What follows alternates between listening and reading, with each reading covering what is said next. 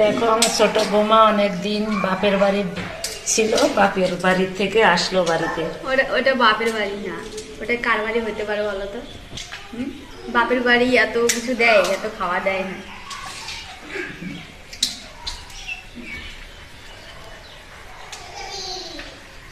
কি দুধ খাচ্ছ নাকি জল খাচ্ছ? এটা চা খাচ্ছি। চা। একজন কাজ করতে আছে, দেখো খুব ব্যস্ত। অনেকদিন হসপিটাল ছিল, তাই বাড়ি আসলো। আমরা সবাই জানো আমার বৌমা একটু অসুস্থ ছিল, এখন মোটামুটি সুস্থ আছে। তো সবাই আশীর্বাদ করো যেন সুস্থ হয়ে যায়। আর এই যে ছেলে রান্না করছে, ডাল রান্না করছে।